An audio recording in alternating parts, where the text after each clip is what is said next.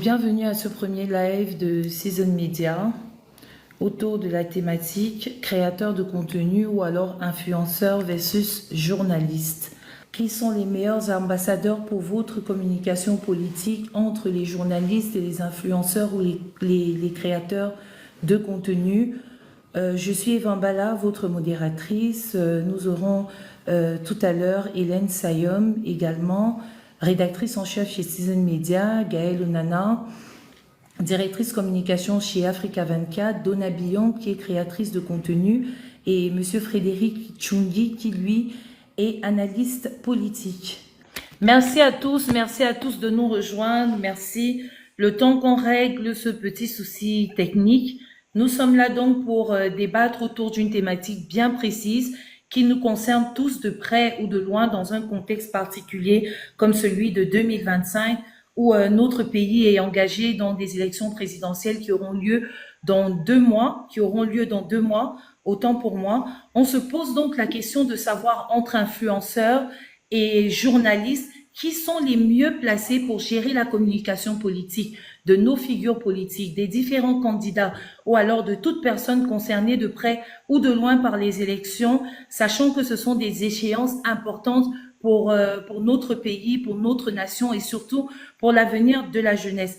Alors pour ce débat, je ne suis pas seule, je suis avec Gaëlle Onana qui va prendre 1 minute pour se présenter. Gaëlle, bonsoir. Bonsoir Eva, bonsoir à tout le monde qui nous suit, bonsoir Donna, bonsoir aux autres invités qui certainement sont également en train de se connecter. C'est un plaisir de participer à ce live cet après-midi. Je suis Gaëlle Stella Onana Oyono, je suis journaliste et directrice de la communication pour le groupe Africa 24. Dans un contexte de polarisation et de désinformation, qui incarne le mieux la confiance du public? Le journaliste ou le créateur de contenu, tu penses? Alors, pour moi, merci vraiment pour la question et encore merci pour avoir suscité ce débat qui pour moi est vraiment extrêmement porteur de sens dans la société dans laquelle nous sommes actuellement. Alors, dans le contexte, excusez-moi, je vais essayer de me mettre dans un endroit beaucoup plus calme. Dans le contexte dans lequel nous sommes actuellement, je pense que l'idée n'est pas forcément d'opposer journalistes et créateurs de contenu, mais l'idée serait de voir comment est-ce que la communication politique dans le cadre d'élections telles que nous sommes peut bénéficier aisément de ces deux armes de l'information que nous avons. Maintenant, en matière de confiance, je pense que de manière générale, pour moi, en tout cas, le journaliste reste celui en qui j'ai le plus confiance, tout simplement parce qu'il a une certaine, comment dire, il répond à une certaine déontologie.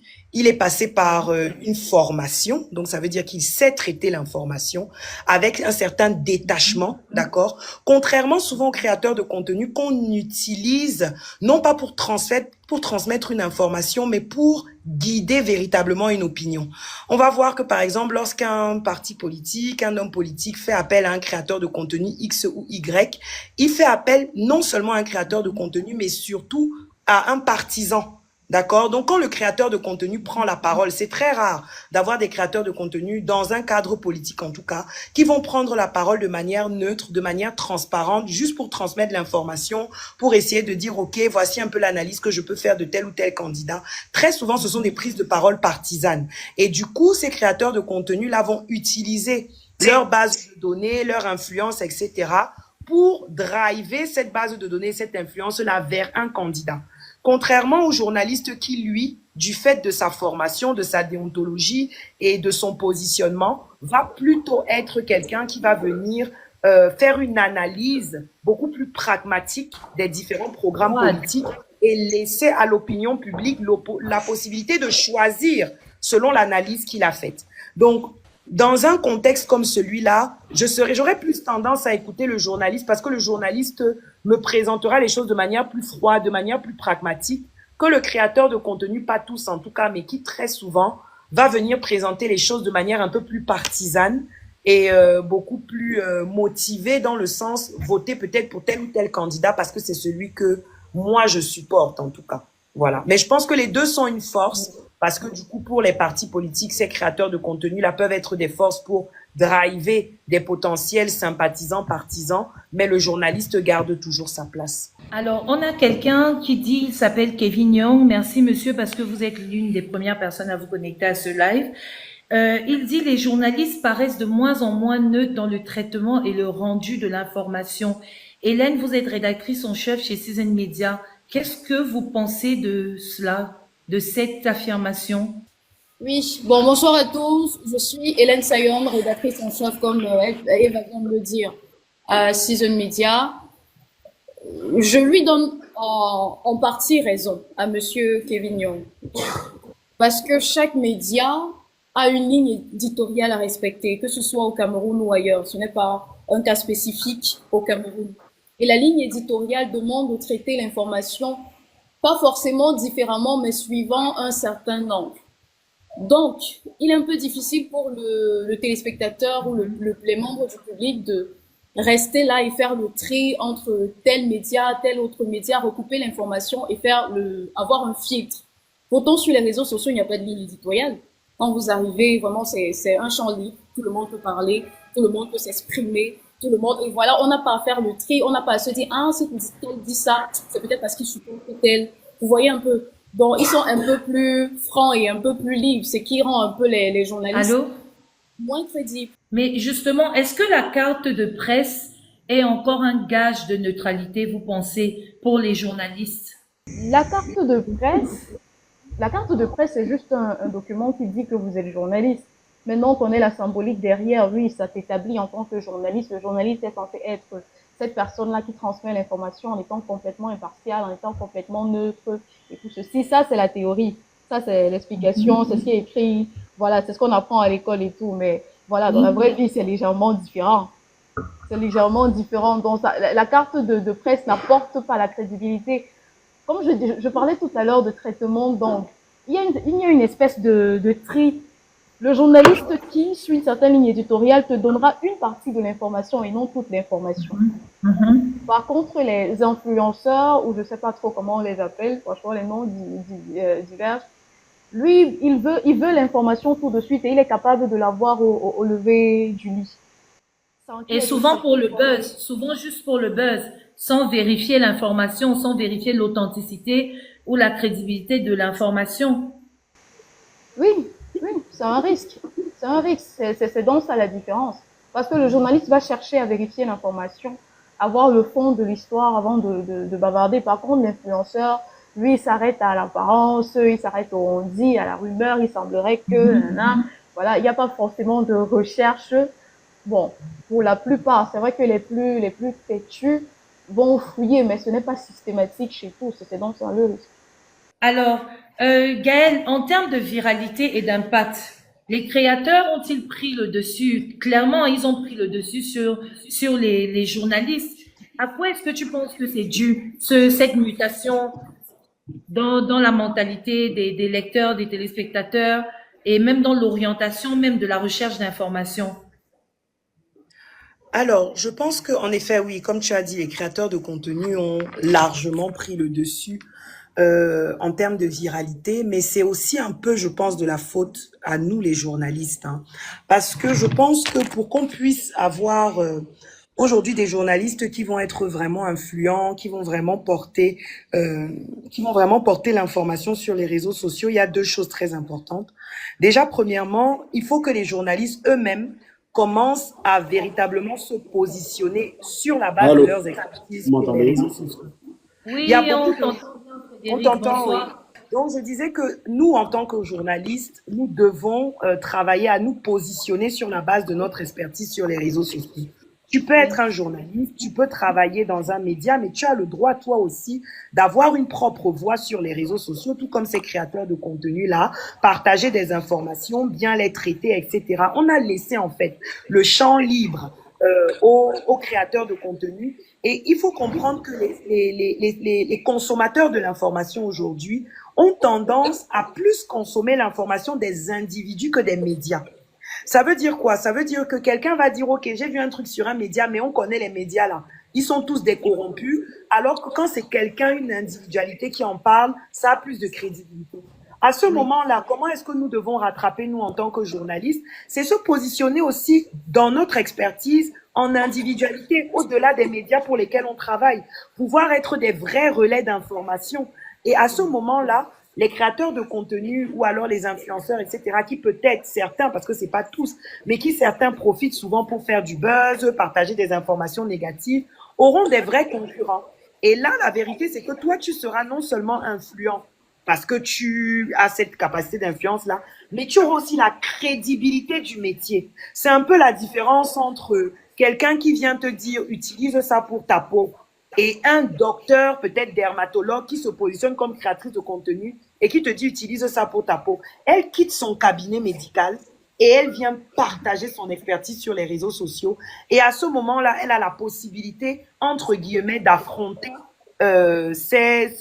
d'affronter les personnes qui peuvent, par exemple, passer des fausses informations. Mais si on reste dans notre coin, en disant non, il y a les médias, les gens n'ont qu'à suivre nos médias, les gens sur les réseaux sociaux s'attachent plus à des individus qu'à des médias ou à des marques. Voilà, des institutions. Il faut personnifier l'information. Donc, c'est le moment pour les journalistes aussi de se positionner sur les réseaux comme des véritables. Bonsoir à tous. À tous ceux qui nous rejoignent maintenant, j'ai enfin tous les invités présents. Donc, en posant la question à Donna, je vais d'abord te laisser le soin de te présenter et puis de nous dire qui, selon toi, tu penses est le plus crédible pour parler de politique entre les créateurs de contenu et les influenceurs. Qui est le meilleur ambassadeur, selon toi, de la communication politique? Donc déjà, merci beaucoup à Season Media de nous donner l'opportunité de nous exprimer. Parce qu'en tant que créateur de contenu, souvent, on est seulement vu comme des relais ou alors comme des influenceurs. Et déjà, je voudrais aussi reposer le terme parce que même influenceur est un terme qui est vu comme péjoratif. Alors qu'en soi, tout le monde influence tout le monde. Et quand je parle de tout le monde, je parle vraiment de la personne du quotidien. Donc, moi, je me présente, je m'appelle Donabillon, je m'appelle Donabi sur les réseaux sociaux. Donc, moi, j'ai commencé à créer du contenu vraiment purement par passion. J'aimais voyager, j'aimais découvrir les restos. Enfin, tout ce que j'ai découvert, en fait, je partageais vraiment de façon systématique. Et c'est devenu, il y a 2-3 ans, on a vraiment commencé à considérer la création de contenu comme un métier. Parce qu'il faut aussi vraiment qu'on prenne aussi en considération le fait que maintenant, des marques prennent des créateurs de contenu, au-delà des marques, des personnes. Non, Est une personnalité publique comme plein de personnalités publiques qui auront leur créateur de contenu pour les aider à faire leur contenu, etc. Donc, c'est vraiment du personal branding aussi. Donc, moi, ce que je voulais dire par rapport à ta question, et merci beaucoup Eva de nous faire intervenir vraiment, c'est que je pense que il faut vraiment repenser la chose. C'est une symbiose. Ce n'est pas question de légitimité, parce que si on parle de politique, on parle du peuple. Et en soi, le peuple, tout le monde a son avis à donner, à venir. Donc maintenant, Gaël a dit quelque chose de très important, c'est qu'on consomme l'information différemment. Et il faut vraiment que les médias évoluent avec la consommation différente qu'on a de nos jours. Maintenant, on aura plus tendance à s'identifier à quelqu'un que à s'identifier, par exemple, à une marque ou à un média. Parce que comme Gaël a dit, en fait, parfois, c'est que non, le média là est corrompu, ou alors le média là est de telle, est dans telle zone, etc. De tel bord. Là, ça fait tellement débat. Donc, moi, je pense que ce qu'on gagnerait à faire, c'est que, en tant que créateur de contenu, j'en parlais même encore récemment, le fait que moi-même, je veux me former sur tout ce qui est chronique. Parce que je sais que même dans les voyages, c'est des documentaires. Parce que quelqu'un qui documente un voyage peut devenir demain reporter pour un événement. Reporter d'image. Voilà, reporter d'image. Donc, il faut également que nous, en tant que créateurs, on apprenne déjà à se former. Parce que ce n'est pas anodin. Et je suis quand même contente de voir que même les créateurs de contenu eux-mêmes se forment entre eux. C'est-à-dire, il y a des créateurs qui font même des masterclass, comment faire une vidéo. Parce que à la fin de la journée, ce sont des expertises. Et je pense que les journalistes gagneraient à travailler avec les créateurs de contenu et pas seulement à les fustiger. Parce que on a vraiment ce sentiment-là où dès qu'un créateur de contenu donne son avis, déjà tous les journalistes qui viennent dire que, oh, tu ne dois pas dire ça. Les gens finissent de faire les études, vous venez, surtout avec le débat qu'il y a eu, c'est que on peut toucher, par exemple, on est en train de faire un live. Tout le monde est chez lui ou au travail et il a la possibilité d'écouter. Donc, même en termes de canal, il faut retravailler tout ça. Et la communication politique, c'est encore autre chose. C'est encore un autre métier totalement différent. Donc, je pense vraiment que chacun gagnerait à gagner, à travailler avec l'autre. Je juge vraiment par rapport aux journalistes parce que les journalistes, on l'a vu quand même sur les créateurs de contenu qu'il y a. Les créateurs de contenu ne connaissent pas forcément les journalistes. Parce qu'il faut aussi se le dire. C'est que nous, on ne connaît pas qui est journaliste, qui n'est pas journaliste. Alors qu'au contraire, les journalistes voient les créateurs. Donc, pourquoi ne pas créer une symbiose entre les deux et faire en sorte qu'ils évoluent ensemble, tout simplement? Ou alors peut-être rajouter une formation ou alors Voilà. une matière à Mais l'école, même vous, en tant que créateur Season de Media, contenu formez à même les l'école, créateurs de contenu. histoire de moderniser, parce que je pense que la création de contenu sur le digital, c'est la suite logique. Mais il faut passer par une formation. Moi, je pense que les créateurs de contenu gagneraient à parler des sujets qu'ils maîtrisent. Exactement. Par exemple, Là, Brunch là, and là, Share, je suis d'accord. elle est créatrice de contenu, mais elle est docteur en pharmacie. Donc, elle a la crédibilité pour parler de produits pharmaceutiques, de médecine, etc. en ligne. Ouais. Donc, il faut On pas va que les vraiment gens parler de s'improvisent dans des métiers. Alors, on a le seul mal de de ce débat. Monsieur Frédéric Chungi qui a eu du mal à se connecter. Je sais pas, il n'arrive pas à activer sa caméra non plus. Non, je pense Bonsoir que, Frédéric. oui, bonsoir, bonsoir. Je pense que les dieux sont contre nous, mais bon, j'arrive quand même à intervenir de manière audio. Donc, bon, je vais Oui. faire de mon mieux pour pouvoir répondre à cette thématique qui est très importante. Bon, j'imagine que tu allais me demander de me présenter et de présenter mon point de vue. C'est bien ça? Bien sûr, tu es analyste politique, mais brief-nous un peu sur ta formation, histoire que les spectateurs sachent à qui ils ont affaire quand même. C'est Alors, important. merci en tout cas pour l'invitation. Donc, je suis Tchungi Frédéric.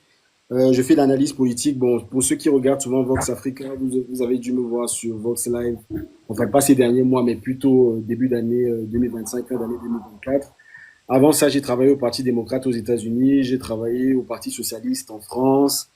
Donc, j'ai une bonne connaissance des campagnes électorales. Bon, bien entendu, modestement et humblement. Et donc, moi, je vais plutôt prendre le parti des médias traditionnels. Je suis plus ou moins d'accord avec ce que Donna a dit. D'ailleurs, bonjour Donna, ça fait longtemps. Euh, je pense que les Salut médias, Fred. oui, je pense que les médias traditionnels euh, restent quand même des médias de référence. C'est-à-dire quoi? C'est-à-dire que je pense que le créateur de contenu ne touche que sa fanbase, hein, entre guillemets, mais que les médias traditionnels continuent quand même, malgré le fait, même si aujourd'hui la télévision n'est plus réellement un vecteur de communication enfin, tout un chacun regarde, il y a quand même toujours sur Internet, on a la possibilité d'avoir accès aux différentes chaînes. Donc, je pense que les médias traditionnels ont toujours quand même un rôle à jouer. Le problème qui va se poser, c'est que parfois, ils sont partiaux. C'est-à-dire qu'ils prennent parfois, malheureusement, des partis pris parce qu'ils sont financés par telle ou telle personne. Tandis que le créateur de contenu, parfois, il réagit plus dans l'émotion par rapport à une situation. Et le média traditionnel sera très froid par rapport aux analyses qu'il va donner, mais malheureusement fonctionnera avec la personne enfin, le groupe qui le finance. On le voit ici, par exemple, avec les grands médias occidentaux, que ce soit TF1, que ce soit BFM TV. Il y en a beaucoup qui sont, par exemple, financés par Bolloré. Donc, forcément, ils prendront le parti pris de ceux qui les financent. Donc, là où je rejoins Donna, effectivement, c'est que peut-être qu'il faudrait aujourd'hui, lorsqu'on regarde les différentes approches, il faudrait peut-être faire un mix des deux, regarder ce qui se fait sur les médias internationaux, mais aussi suivre les créateurs de contenu, parce que parfois c'est eux qui sont réellement au contact des gens et qui ont la bonne information. Alors, Frédéric, il y a quelqu'un qui dit rester dans l'amour absolu des médias traditionnels, c'est pour ma part vivre dans un déni. Qu'est-ce que tu réponds à ça rapidement? Je pense qu'il ne faut pas jeter les médias traditionnels. Pourquoi? Parce qu'il y a toujours tout dépend en fait du format. Si vous avez je prends un exemple, moi j'interviens sur des chaînes de télévision. Ce qui fait quoi? Ce qui veut dire quoi? C'est que moi, par exemple, personnellement, en tant qu'analyste politique, je vais essayer d'avoir un regard qui est détaché de du parti pris. C'est-à-dire que dans mes interventions, je ferai en sorte de dire les vérités, même si elles dérangent.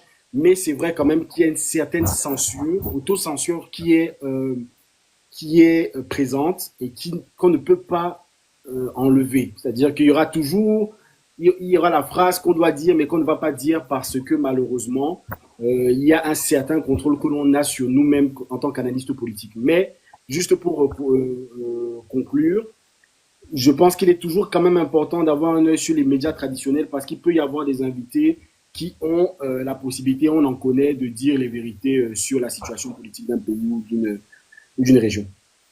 Et pour ajouter un peu d'eau à ton vin, c'est ce que tu viens de dire, je voudrais dire que même nous qui sommes des médias digitaux présents sur le digital, on a toujours besoin des médias traditionnels pour une certaine crédibilité, même auprès des annonceurs et du public. Parce que quand on travaille avec des médias traditionnels, ça nous ouvre plus les portes que de ne rester que sur le digital. Donc, je pense que c'est vraiment une synergie, c'est de travailler, d'essayer de travailler ensemble. Maintenant, Hélène, en termes de viralité et d'impact, pourquoi est-ce que tu penses que les créateurs de contenu, toi qui es journaliste, rédactrice en chef, pourquoi est-ce que tu penses que les créateurs de contenu ont pris le dessus sur les journalistes aujourd'hui? Il y a le côté instantané. Bon, j'espère que vous me suivez bien. Si c'est le cas, s'il vous plaît, dites-moi. Là, c'est bon. Je dis il y a le côté instantané déjà. Parce qu'un storytelling sur un réseau social, par exemple, va plus facilement atteindre sa cible, son public. Parce que là, tu auras la notification instantanément sur ton téléphone ou bien sur ton ordinateur et tu sauras que voilà, telle personne est en train de parler. C'est un peu comme l'exemple de l'ancien premier ministre du Canada qui faisait beaucoup de publications sur YouTube. Il y avait tout le temps des notifications et tout. C'est beaucoup plus facile comme ça d'atteindre sa cible, son public, c'est instantané. Par contre, dans un média traditionnel, il y a une heure à respecter. Ça sera le 13h, le 20h et tout. Et entre 16h, l'information évolue. Et parce que tout va très vite, du coup, ça a beaucoup plus d'impact. La personne, avoir son téléphone entre les mains, il y a un rapport plutôt intime entre le téléphone et un être humain, on le sait. Nous avons pour la plupart le défaut d'allumer notre téléphone comme premier réflexe dès qu'on se réveille. Il y a donc un rapport très fort. Si quelqu'un fait tomber son téléphone, il y a quand même un petit battement de cœur.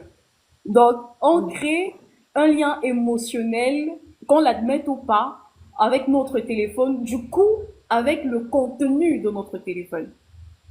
C'est beaucoup plus facile comme ça, c'est beaucoup plus proche. Du coup, le politicien qui est dans ton téléphone, qui te parle dans ton téléphone, tu as vraiment l'impression qu'il te parle à toi, directement. Qu'il est en train de s'adresser à toi. Quand il sourit, tu peux sourire chez toi, parce que tu te dis, oui, mais on se parle, nous sommes proches, on se connaît, alors que pas du tout.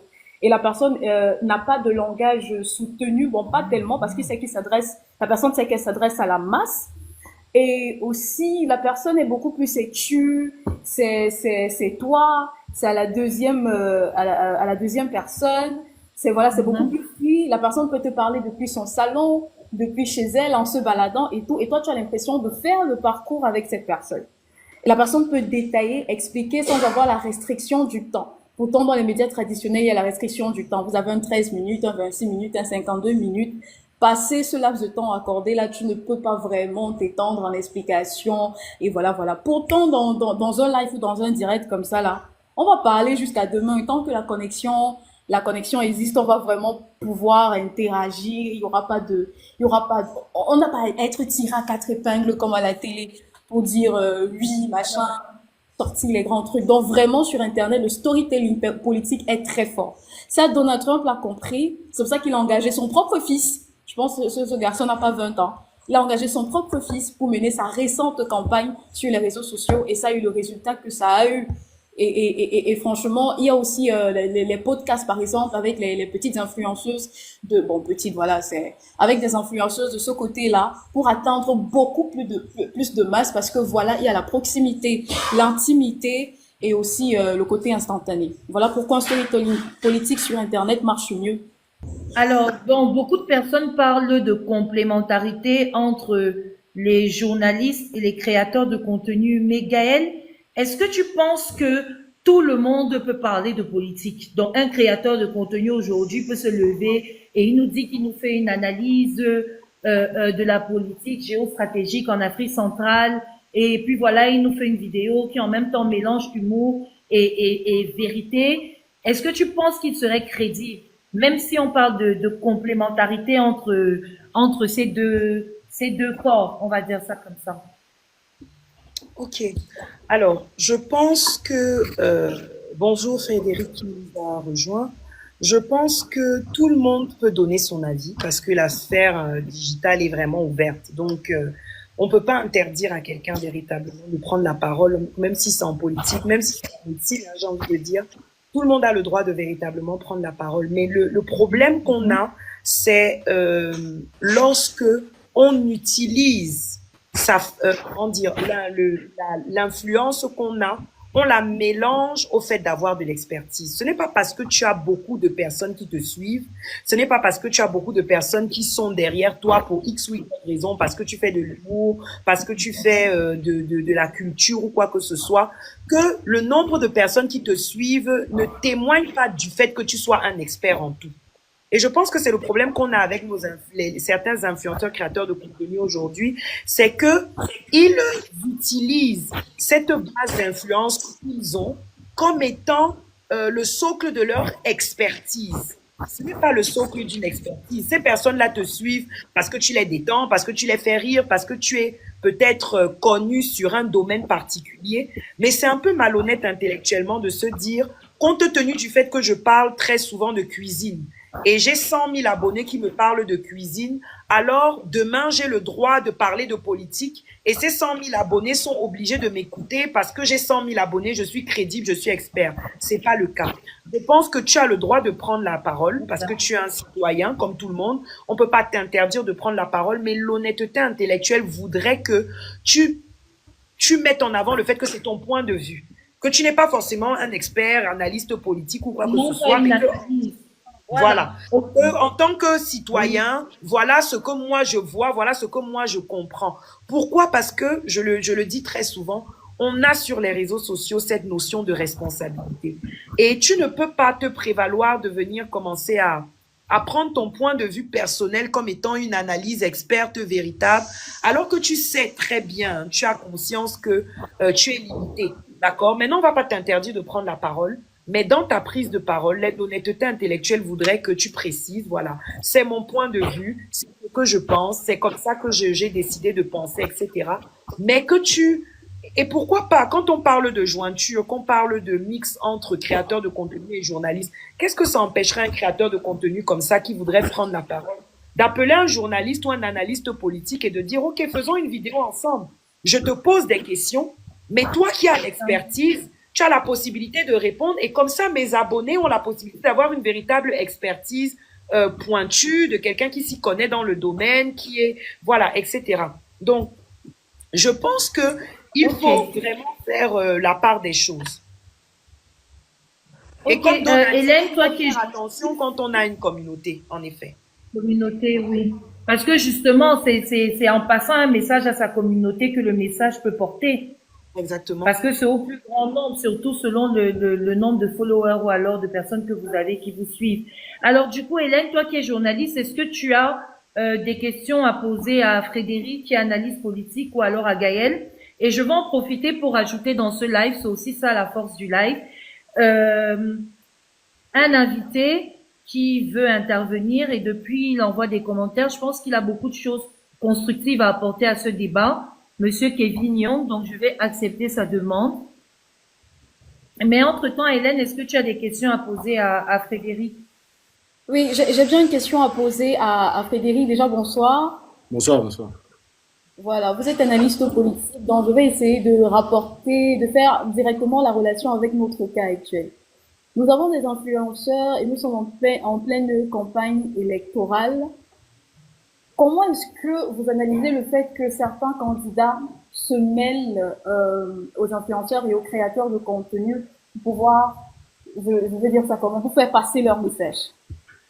Je pense que c'est d'abord un effet de mode parce que je pense que c'est Gaël, bonjour Gaël, qui l'a dit tout à l'heure, où lorsqu'il y a eu la campagne de Donald Trump, on l'a vu effectivement qu'il a mis en avant son fils qui s'occupait des réseaux sociaux. C'est Hélène qui l'a dit. C'est Ah, Hélène. Hélène, ok, autant pour moi. Donc je pense que c'est d'abord un effet de mode. La grande difficulté que nous avons avec ce genre de procédé, c'est de savoir est-ce que le fait de se mêler avec la communauté d'un influenceur fera en sorte réellement de peser dans les urnes. C'est la grande question. Pourquoi? Je le dis pourquoi? Parce que dans les médias traditionnels, lorsque vous voyez un candidat exposé dans les médias traditionnels, en général, il y a une forte corrélation entre son temps d'exposition et le résultat dans les urnes. C'est prouvé. On a fait des études dessus, que ce soit en France, que ce soit aux États-Unis. Vous voyez, en France, on parle de certains partis traditionnels tout le temps, du PS, du Front National, des Républicains, et on se rend compte que dans les urnes, parce qu'ils sont très exposés dans les médias traditionnels, il y a une convergence au niveau des pourcentages à la fin de la campagne électorale.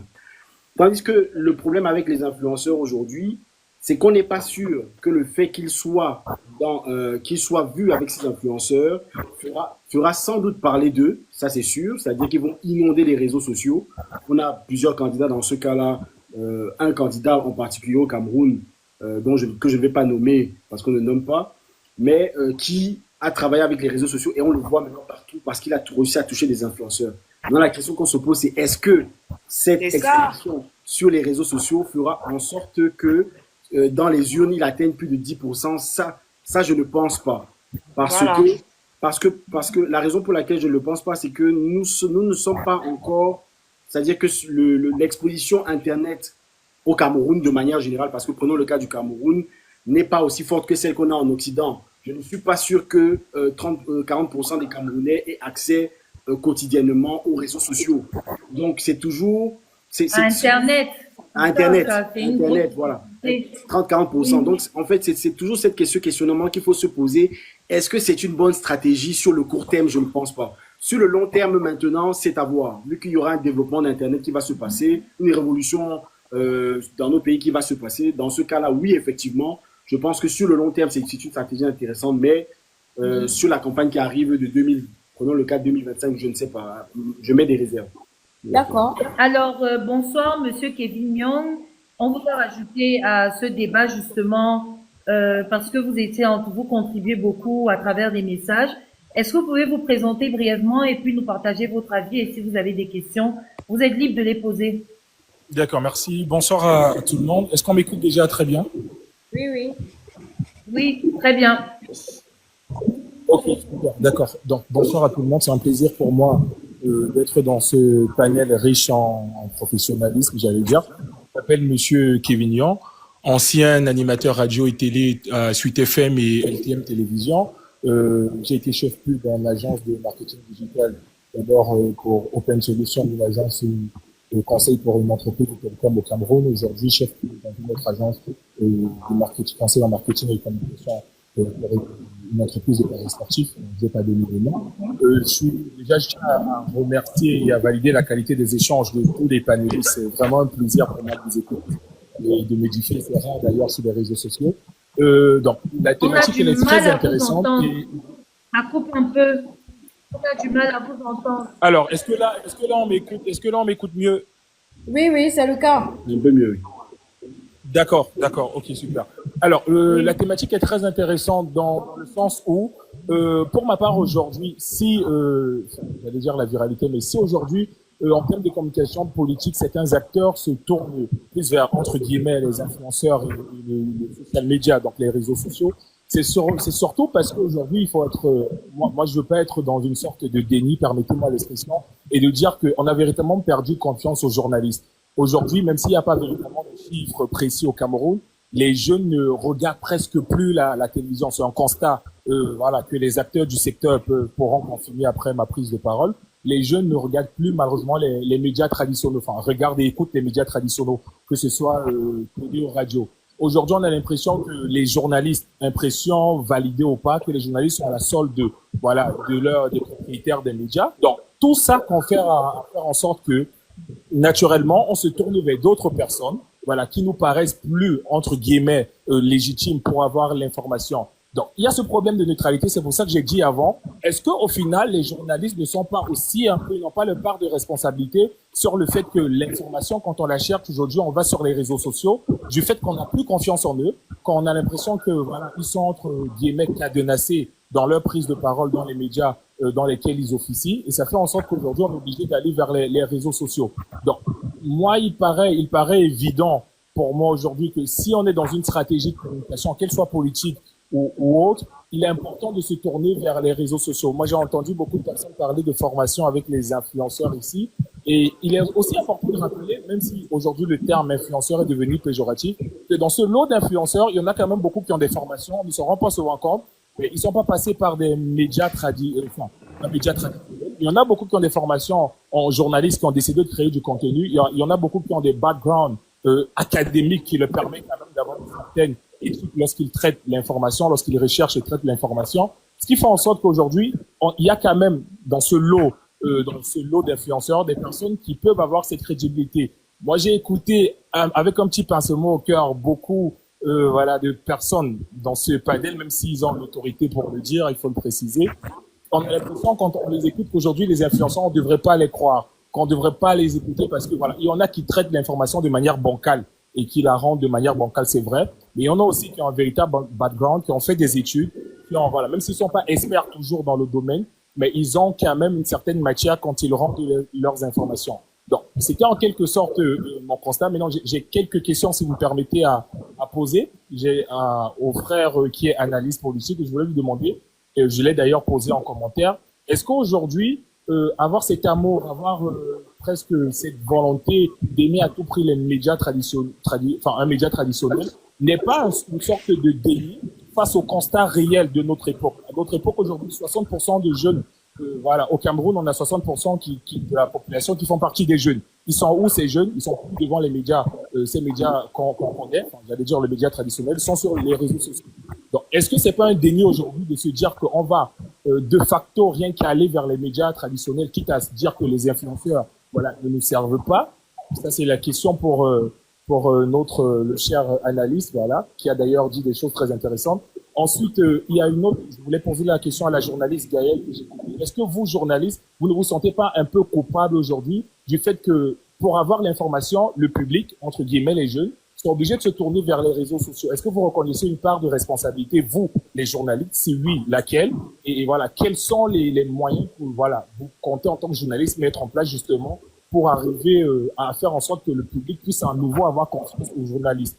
Et pour terminer, je dirais que dans une communication politique efficace, tout dépend de l'objectif. Si aujourd'hui on a un candidat qui allait sur les réseaux sociaux, je vais taire le nom à l'élection, pour l'élection camerounaise, je pense qu'aujourd'hui l'objectif quand on va sur le digital, c'est surtout un objectif de viralité, de notoriété et de visibilité. Je pense pas, et ça m'étonnerait quand même, que ce soit un objectif de conversion en allant sur le digital. Ça veut dire qu'est-ce qu'il se dit, ok, si j'ai une visibilité, une autorité grâce aux réseaux sociaux, j'ai touché un tel nombre de personnes, ils voteront pour moi, non. Je ne sais pas si c'est moi qui ai du mal à vous entendre, mais ça s'entrecoupe beaucoup. D'autres, est-ce que vous l'entendez? Oui, moi ça va, je l'ai entendu, hein. J'ai entendu tout ce qu'il a dit. Moi, je l'entends fluidement aussi. Oui, fluidement. D'accord, ok, ça me rassure, merci. Alors, donc, je vais terminer en disant simplement qu'aujourd'hui, il y a des objectifs. Et je l'ai dit en commentaire, pour moi, les journalistes et le journalisme en général doit comprendre qu'il doit faire avec les réseaux sociaux et entre guillemets, encore je mets toujours entre guillemets les influenceurs. Il doit accepter ce cas, il ne doit pas rejeter, voilà, il doit accepter ce cas et il doit se dire que pour ceux des acteurs à l'élection qui iront sur les réseaux sociaux, c'est des objectifs de viralité, de notoriété et de visibilité que les médias traditionnels n'offrent plus malheureusement. Et ils le trouvent sur ces réseaux-là. Maintenant, quand il faudra donner de la crédibilité à leur programme, je suis sûr qu'ils viendront vers ces médias traditionnels. Donc voilà un peu mon apport. Je ne veux pas être très lent. J'ai posé 2 questions. J'espère qu'elles ont été entendues et je me ferai un plaisir d'écouter les réponses. Bon. Alors, oui, moi, ce que je voulais dire, c'est que quand vous dites que les créateurs de contenu, moi, je pense que même en médecine, il y a des spécialités. Même ceux que vous appelez aujourd'hui des journalistes, qui crée du contenu. Un journaliste ne peut pas parler de tous les sujets. Je prends mon exemple. Moi, je suis spécialisée en politique et en journalisme d'investigation aujourd'hui. Je ne peux pas me permettre de parler de culture, bien que la politique, à mon sens, est un sujet beaucoup plus important que la culture. Mais vous avez des journalistes qui sont spécialisés en culture, en sport. Alors, un créateur de contenu également doit parler de quelque chose de spécifique qu'il maîtrise et qui, pour moi, il serait idéal qu'il ait une formation pour parler de quelque chose. Parce que quand vous avez une communauté, vous êtes responsable du message que vous faites passer. C'est pour ça qu'en matière de communication politique, je pense, en mon humble avis, que ce sont les journalistes formés qui savent traiter l'information, la vérifier, qui savent également protéger leurs sources. Parce qu'on parle de journalisme et de communication politique, mais il y a également énormément d'enjeux derrière. Donc, c'est ceux qui sont les personnes qui portent un message en politique, habilités à parler de politique, sont les journalistes pour ma part. Maintenant, vous avez dit qu'il y a plusieurs journalistes et ça à votre sens, ça fait en sorte que vous perdiez un peu le respect que vous avez pour les journalistes ou alors pour la profession ou alors la crédibilité même que les journalistes avaient à vos yeux parce qu'ils sont maintenant directeurs de campagne, etc. Alors, si je me trompe, Hélène ou Gaëlle pourront me rattraper ou alors même Frédéric. Je pense qu'un journaliste qui décide de se lancer en politique ne peut plus être un journaliste neutre. Alors, si vous avez un journaliste qui a fini sa carrière de journaliste et qui dépose sa carrière de journaliste pour devenir chargé de campagne politique ou alors chargé de branding, personal brand image, etc., c'est une chose. Ça ne fait pas de lui un mauvais journaliste, mais alors il est passé à une autre étape de sa carrière. C'est un peu ça. Moi, je voulais rebondir sur ces deux points avant de repasser la parole à Gaëlle et Frédéric, à qui vous avez posé également deux questions. Alors, je vais intervenir. Alors, je pense qu'il faut comprendre d'abord la démarche d'un homme politique. Et l'homme politique, ce qu'il recherche, c'est quoi? C'est le résultat. Vous avez parlé tout à l'heure de notoriété sur les réseaux sociaux. C'est très bien d'être connu sur les réseaux sociaux, d'être connu et reconnu, d'avoir une exposition. Mais l'analyste politique, lorsqu'il analyse une campagne électorale, il se base simplement sur les chiffres. Et ces chiffres, ce sont lesquels? Ce sont les chiffres qu'il y aura dans les urnes.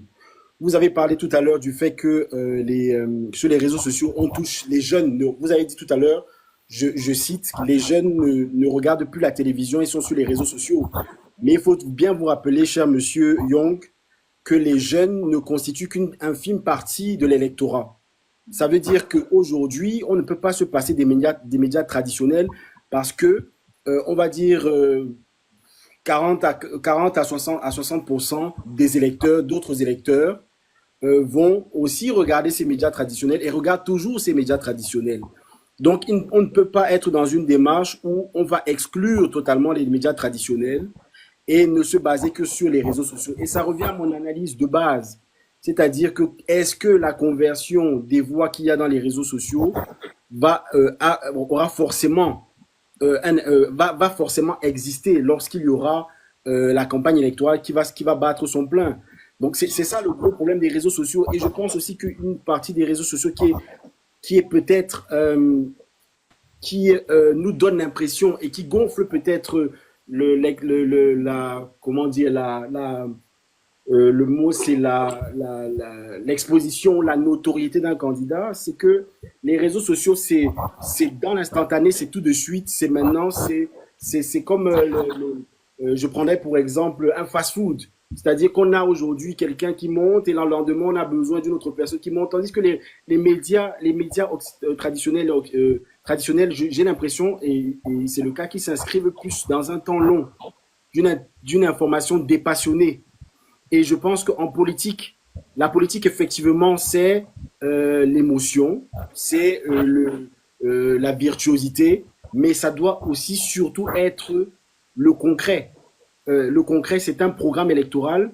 Et je pense qu'effectivement, les réseaux sociaux, lorsqu'on aura des influenceurs, ils vont nous donner c'est-à-dire qu'ils vont rentrer peut-être à l'intérieur du programme électoral d'un politicien. Mais vous voyez, ils vont toujours nous donner des grandes lignes et n'iront pas au fond de l'analyse des choses. Et c'est ça qui est très important, que je retrouve moi personnellement toujours dans les médias traditionnels, c'est qu'il y a quand même une plus longue, c'est-à-dire qu'on décortique mieux et de manière souvent, lorsque c'est un média qui est plus ou moins neutre. Madame Eva nous l'a bien rappelé tout à l'heure, effectivement, lorsqu'on est journaliste politique, on ne peut plus réellement être neutre.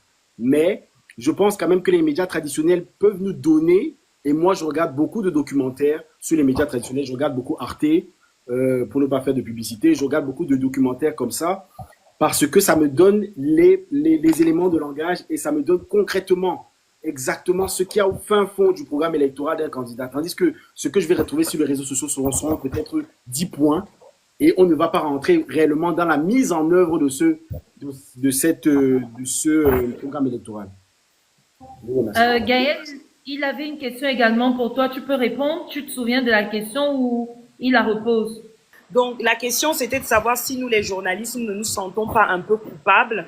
Et la réalité, bon, pour répondre, hein, je vais redire ce que j'ai dit au début en disant que les journalistes sont en effet les premiers coupables de cela. Hein, pour moi, en tant que journaliste, je l'affirme totalement pour 3 raisons principales. La première raison, c'est le système médiatique en lui-même.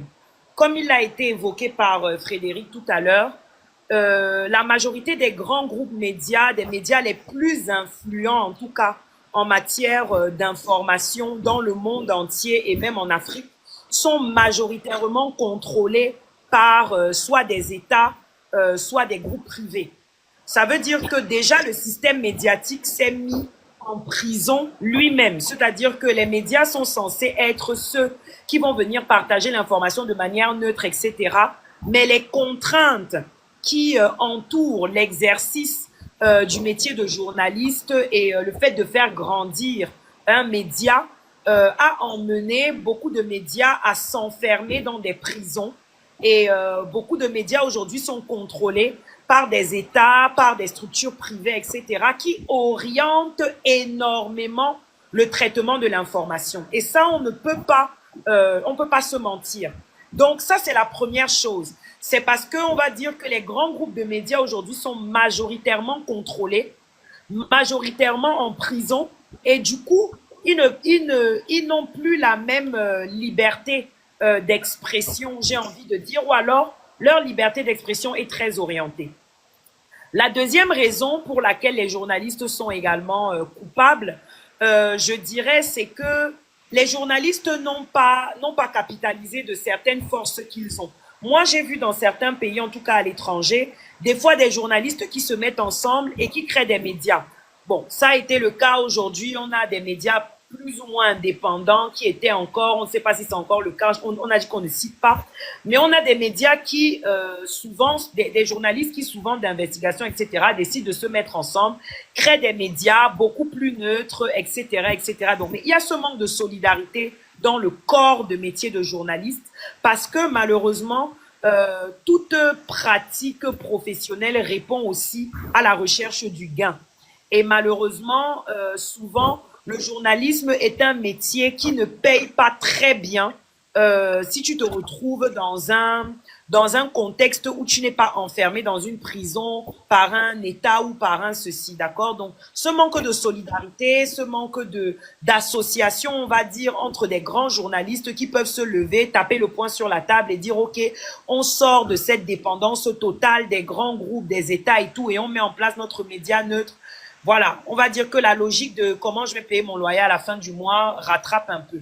Et la troisième chose, comme je l'ai dit au début, c'est que on a interdit à aucun journaliste de devenir un créateur de contenu. C'est-à-dire, tu peux être un journaliste et créer du contenu sur la base de ton expertise. Et comme je le disais au départ, le journaliste qui reste enfermé dans le média pour lequel il travaille et refuse de faire jouer son expertise en tant qu'individu sur les réseaux sociaux, il laisse la place à de la désinformation.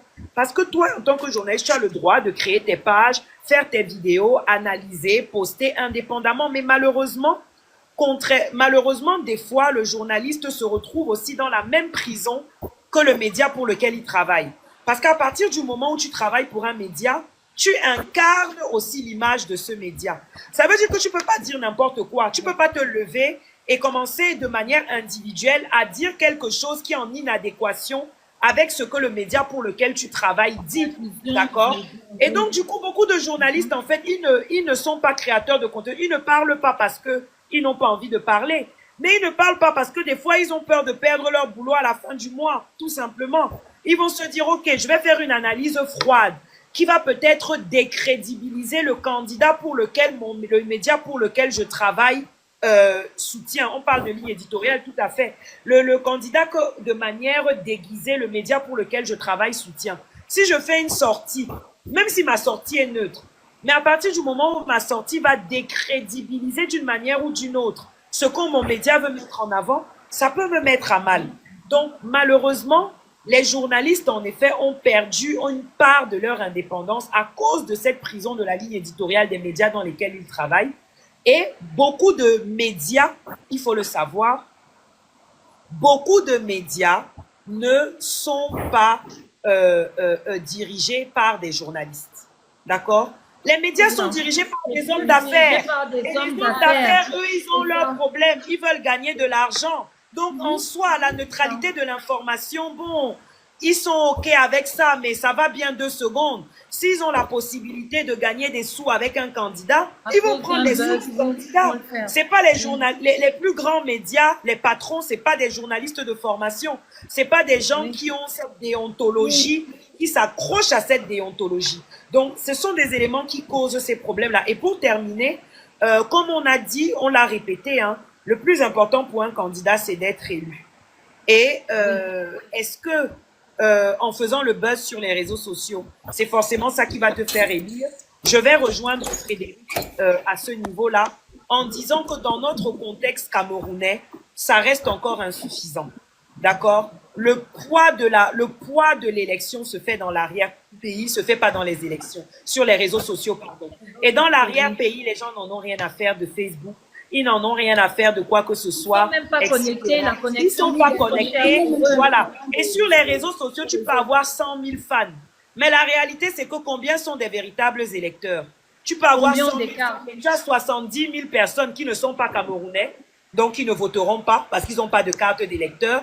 Sur les réseaux sociaux, tu as 100 000 likes, mais rien ne te fait dire que les 100 000 likes, là, c'est 100 000 personnes qui vont voter pour toi. Donc, dans notre contexte camerounais, la réalité se joue encore dans l'arrière-pays. Et j'ai envie de dire, dans l'arrière-pays, la grand-mère du village, la seule chose qu'elle a pour s'informer, c'est sa radio. Donc, on peut dire ce qu'on veut, mais les médias traditionnels, dans notre contexte, il faut qu'on sorte de notre contexte des réseaux sociaux. Quand tu vas dans l'arrière-pays, la grand-mère du village, elle a sa petite radio posée à côté. Et c'est le candidat dont on parle à la radio, là, c'est lui qu'elle connaît. Elle ne connaît pas la star qui est sur Internet. Donc, il faut toujours qu'on ait un équilibre dans la façon dont on gère les campagnes politiques et le traitement de l'information politique de manière générale. Si je peux me Hélène, quelque chose à dire? Bien sûr, vas-y. Si je peux me permettre, j'ai l'impression qu'on dresse un tableau très très sombre du côté des journalistes depuis, mais il faudrait quand même qu'on note qu'il y a des efforts qui sont fournis depuis un moment. Nous avons des journalistes qui ont des réseaux sociaux, qui ont des comptes personnels et qui sont très très actifs. Parce qu'avant de les voir à 20h, vous allez les voir en journée, ils vont faire des petits messages, créer des liens avec leur communauté, faire des lives sur Facebook, dire des choses. Il y a vraiment des petits exemples. Maintenant, c'est vrai que ce sont des cas isolés. Pour l'instant, ce n'est pas une généralité. Mais voilà, ça se fait déjà. Les médias essayent d'établir, les journalistes, je veux dire, essayent d'établir ce lien-là avec la communauté virtuelle et la communauté réelle. Mais justement, il faut cette complémentarité. On y revient encore. Il faut cette complémentarité entre, comme Gaëlle a dit tout à l'heure, vraiment la maman, la grand-mère qui est au village, tout ce qu'elle sait, c'est ce que la radio lui dit. Tout ce qu'elle sait, si elle a la télé, vraiment pour les villages les plus nantis où l'électricité arrive, tout ce qu'elle sait, c'est ce qu'on lui dit à la télé et elle y croit. Vraiment, elle n'est même pas là-bas au courant de tout le reste. Et elle croit à qui? Au journaliste là qui ressemble à son petit-fils ou bien qui a la même veste que son autre petit-fils ou je ne sais pas trop quoi. Elle crée l'affect avec le journaliste qu'elle voit à la télé, qui a le visage d'une certaine chaîne. Donc, le journaliste a la possibilité de conquérir les cœurs par l'information qu'il donne. et par le traitement de l'info aussi, de conquérir les cœurs de ceux qui sont dans l'arrière-pays et qui n'ont pas les moyens pour se connecter aux réseaux sociaux, mais aussi de conquérir les cœurs de ceux qui sont sur Internet et qui scrollent toute la journée et tout. Il n'y a que le journaliste vraiment dans cette posture-là qui peut vraiment faire les deux. Par contre, il est difficile pour l'influenceur ou pour le créateur de contenu de pouvoir atteindre toutes ces cibles-là. Ça, c'est pas évident. Les journalistes gagneraient plus à vraiment à être des personnes au-delà de... Alors, il y a une question qui a été posée. Dois-je croire ce qu'un journaliste dit sur les réseaux sociaux alors qu'il n'est pas à l'antenne? Alors, monsieur, la crédibilité ne dépend pas de quel canal par lequel vous faites passer votre message, sauf erreur de ma part, mais plutôt de qui fait passer le message. Je ne pense pas que c'est le canal utilisé, parce que les réseaux sociaux aujourd'hui, on peut n'importe qui, comme on disait tout à l'heure, le président Donald Trump utilise ses réseaux sociaux, c'est l'homme le plus puissant du monde. Elon Musk utilise ses réseaux sociaux. Donc, c'est pas le canal qu'on utilise, mais c'est qui fait passer le message.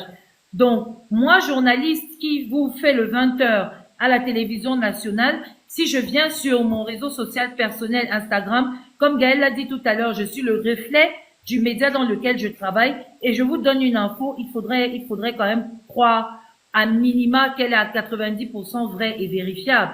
Contrairement à un influenceur que vous ne voyez pas, parce que le JT, beaucoup ne le savent pas, mais le journal, c'est une institution. C'est une institution. Donc, voilà. Frédéric, tu voulais dire quelque chose, je te laisse poursuivre. Je voulais juste répondre à la question. Je vais quand même aller dans le sens de notre ami Kevin Young pour dire ceci.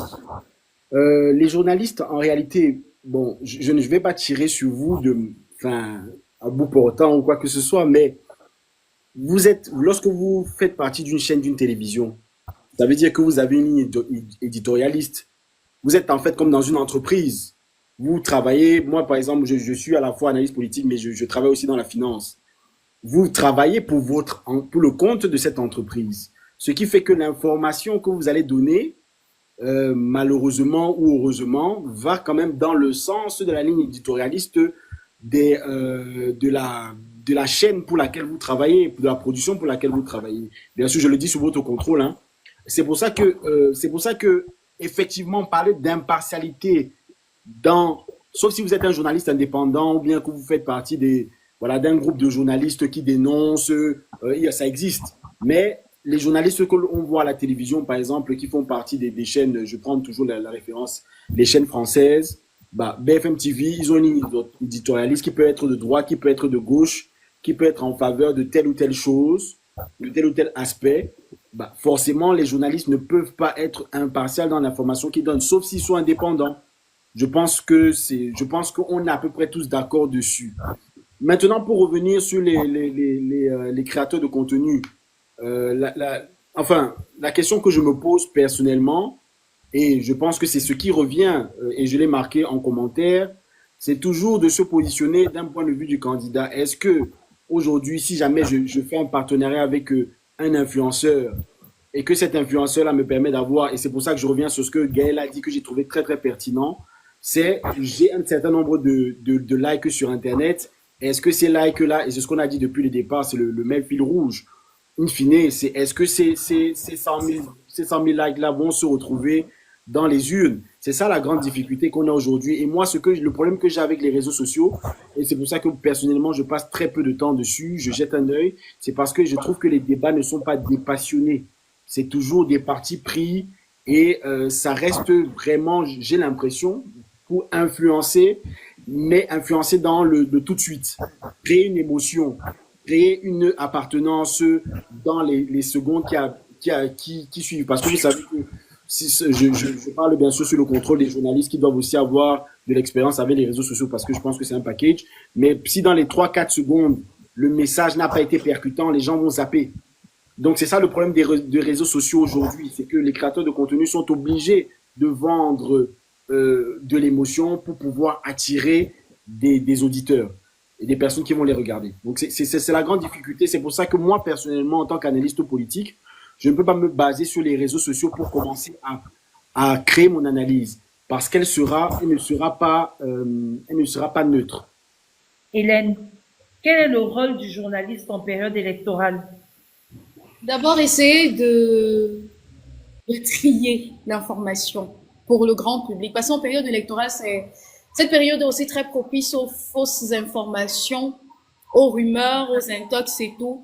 Le journaliste, à ce moment-là, doit forcément tout le temps, et je vais même dire constamment, jouer le rôle de tamis, de dire voilà tout ce que vous entendez, voilà tout ce qui est dit, mais voilà ce qui se passe après vérification, après fouille, après ceci, voici ce qui est vrai, voici le vrai du faux. Permettre aussi au public de distinguer les émotions des faits.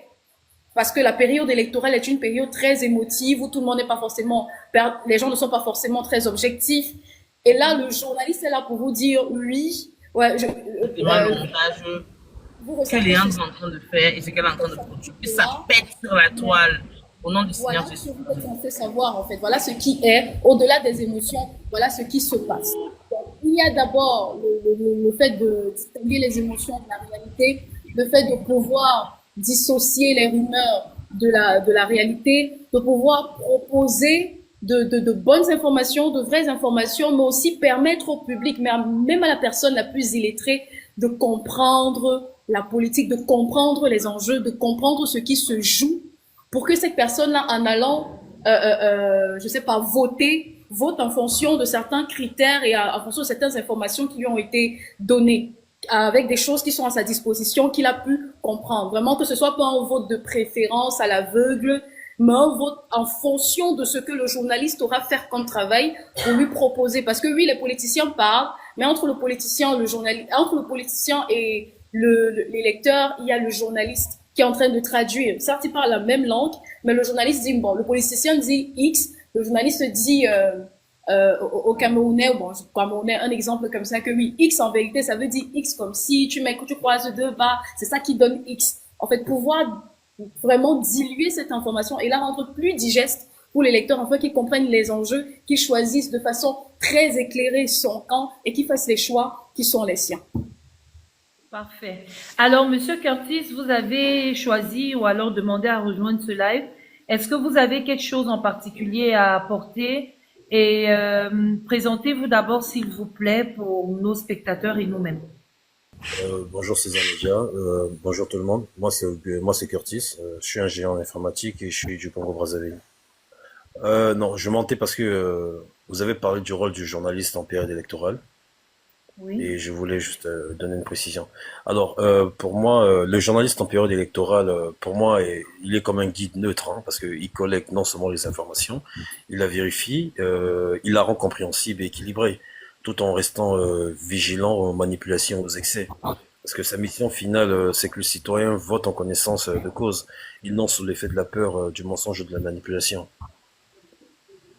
Waouh, merci. Alors, en tant que citoyen, et puis vous êtes jeune, de ce que je peux entendre, et vous êtes ingénieur en informatique, ayant déjà vécu les élections dans votre pays, est-ce que vous pensez que les journalistes avaient joué un rôle prépondérant dans ces élections?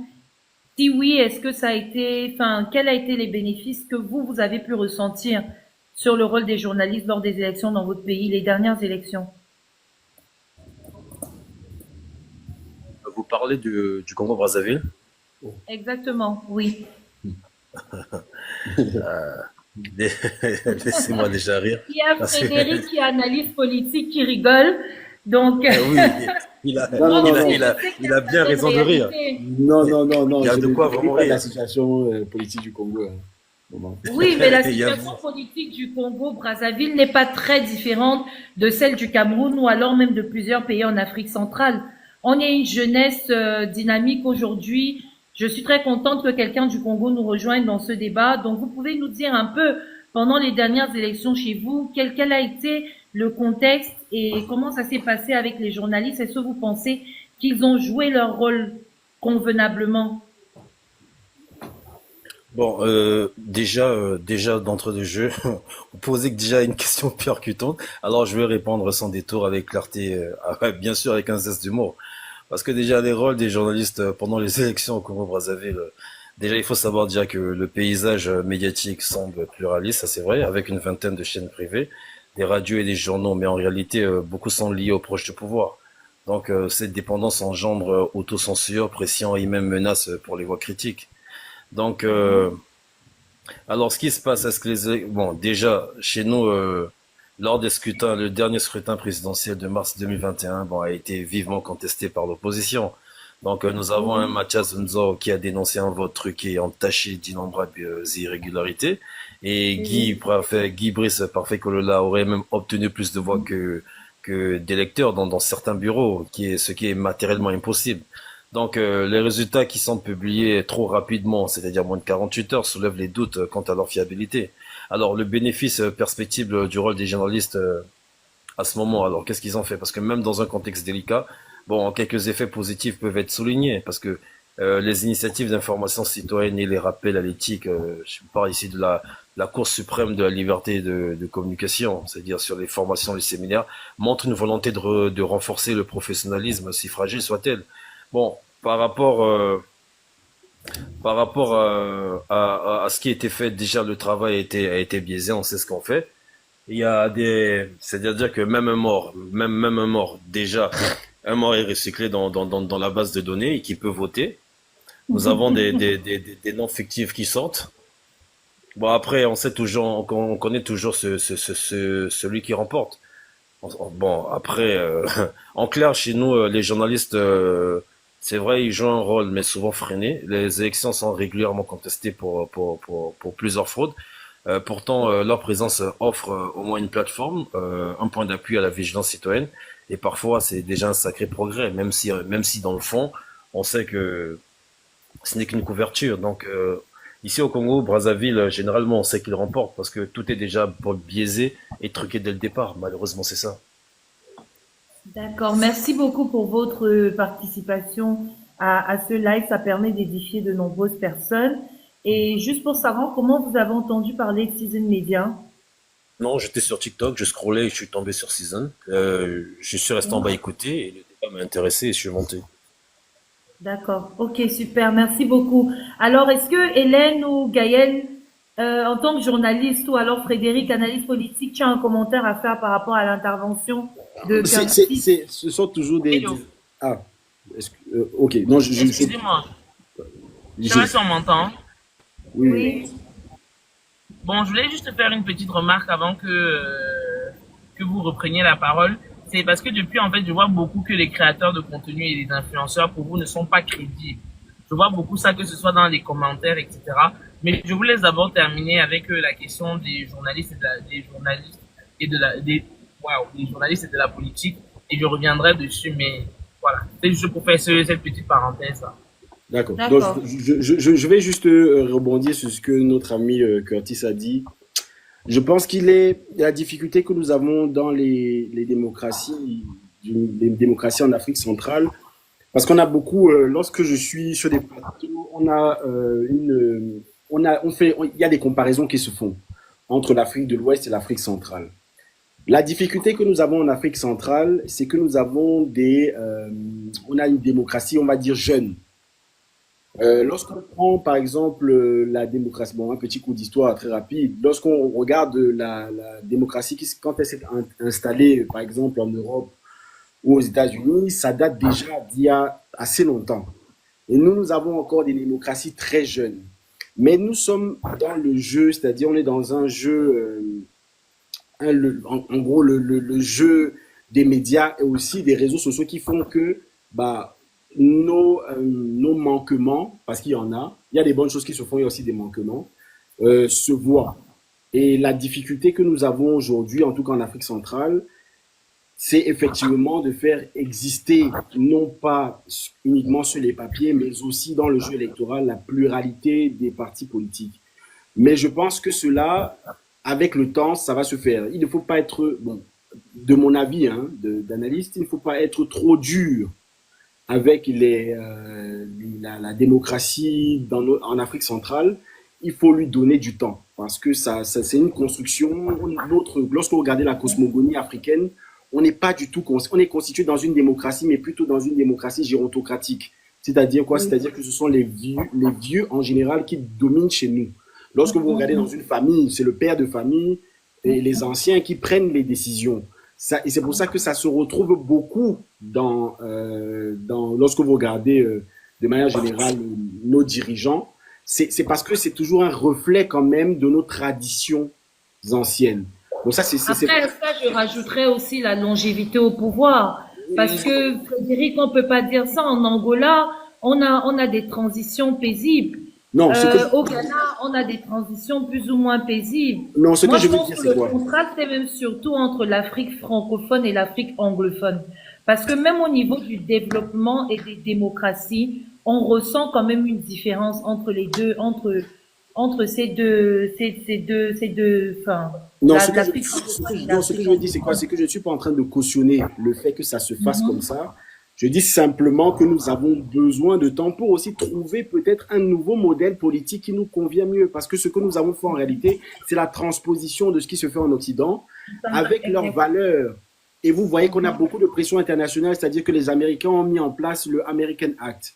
Si jamais vous ne rentrez pas dans certaines, on va dire vous ne cochez pas certaines cases au niveau de la politique, de vos régimes politiques, vous ne faites pas d'échange avec eux. C'est-à-dire qu'il faut une pluralité, il faut respecter les droits humains, etc. Je ne dis pas que ce n'est pas bien, je dis simplement que nous avons des pressions extérieures. Nous avons besoin de trouver un nouveau modèle démocratique qui va nous convenir. Et vous verrez, je pense, qu'à ce moment-là, il y aura peut-être plus d'alternance ou moins d'alternance. On ne sait pas, je prends par exemple le cas de la Chine. Vous regardez, en Chine, ils font des élections. Bon, on va dire que le pouvoir est concentré, mais il y a un développement qui se passe. Donc, c'est à l'Afrique de trouver, en réalité, l'Afrique centrale, de trouver son modèle politique qui va lui convenir. Et je pense qu'à partir de ce moment-là, on va plus se retrouver. D'accord. Quelqu'un a quelque chose à rajouter? Ça fait 1h30 qu'on est en live. Je rappelle que ce débat portait sur créateurs de contenu versus journalistes. Qui sont les meilleurs ambassadeurs pour une communication politique? Un débat essentiel pour la jeunesse, pour les populations, étant donné qu'on est dans un contexte électoral 2025. Dans 2 mois, les Camerounais vont voter pour leur prochain président pour les 7 prochaines années. Alors, Season Media a décidé de vous offrir un live tous les mois pour parler d'une thématique précise autour de la politique, des élections, pour vous édifier, pour vous éduquer autour de certaines questions. J'attends de voir s'il y a un des panélistes ou quelqu'un qui avait quelque chose à dire avant de conclure, vous remercier. Surtout, n'oubliez pas de télécharger notre application sur Google Play Store et Apple Store. Et vraiment, merci beaucoup d'avoir participé à ce live. Partagez au maximum et vous pourrez le regarder juste après. Alors, dernier point, chacun de vous a 1 minute pour dire quelque chose. Gaël, je vois que tu es pressé de partir. Si tu veux, tu dis au revoir rapidement et les autres à la suite. D'accord, oui, en effet, je vais devoir vous laisser. Alors, je dis déjà merci à Season Media pour cette opportunité. Je pense que ce live, en fait, excusez-moi, je pense que ce live est une réponse à ce que nous étions à ce sur quoi nous étions en train de débattre. Le fait que peut-être les médias traditionnels, etc., ne s'adaptent pas assez au nouveau format de consommation de l'information afin que les personnes puissent justement avoir des informations de qualité. Donc, en effet, mettre en place une plateforme comme celle-là tout au long des élections présidentielles, c'est quelque chose de véritablement extrêmement intéressant. Et je pense que ça va avoir un impact positif. Maintenant, ce que moi, je vais juste dire, c'est, je vais nous inviter, tous et chacun dans nos rôles respectifs, analystes politiques, créateurs de contenu, journalistes, etc., à faire notre part. Nous sommes dans un moment assez important en termes de vie de notre nation. Des élections, c'est quelque chose d'extrêmement important. Et comme je l'ai dit, je pense que tout le monde a quelque chose à dire, mais tout en gardant à l'esprit cette notion de responsabilité. Je pense que les analystes politiques doivent nous faire des très bonnes analyses, les journalistes doivent nous traiter l'information, les créateurs de contenu doivent utiliser leur communauté et leur voix afin de pouvoir ouvrir un peu plus ces analyses-là. Moi, je vois bien, pourquoi pas, des créateurs de contenu qui inviteraient aussi des analyses politiques, des journalistes, pour faire des débats comme ça, peut-être pour avoir encore beaucoup plus de monde. Voilà, je pense qu'avec une synergie, on va aller loin, mais il faut qu'on garde vraiment cette notion de responsabilité et qu'on sache que lorsqu'on a une communauté, il ne faut pas lui dire tout et n'importe quoi. Maintenant, je veux rajouter le petit bémol, que ce soit sur les journalistes, que ce soit sur les créateurs de contenu. On l'a dit tout à l'heure, il y a des créateurs de contenu qui ont des formations, peut-être ne se présentent pas forcément comme étant tout de suite déjà des fois des experts en com politique ou des journalistes, etc. Mais beaucoup d'influenceurs, créateurs de contenu ont aussi également des formations et il faut pas les occulter. Je pense qu'ils devraient gagner à mettre en avant aussi leurs expertises acquises, parce que ça va donner encore plus de crédibilité. Et pour nous, les journalistes, conquérons le terrain. C'est le moment pour nous. C'est une élection actuellement. L'opinion publique a besoin d'avoir des analyses de qualité. Donc, utilisons notre capacité d'analyse et notre expertise afin de leur offrir une information de qualité. Voilà. Merci. Merci beaucoup. Alors, Personne. Oui. moi, ce que j'aimerais rajouter, parce que la dame précédente vient de dire exactement ce que je pensais, mais moi, ce que j'aimerais rajouter, c'est que les créateurs de contenu et les journalistes doivent vraiment travailler pour la vérité. Pour la vérité, parce que on ne le dira jamais assez, la politique, c'est sensible. En période électorale, encore plus. On doit travailler pour la vérité et aux côtés du peuple pour le bien-être de tous. Vraiment, le bien-être individuel, c'est-à-dire, je sais pas moi, la notoriété personnelle, la célébrité, vraiment le désir de vouloir embrouiller les gens et tout, non.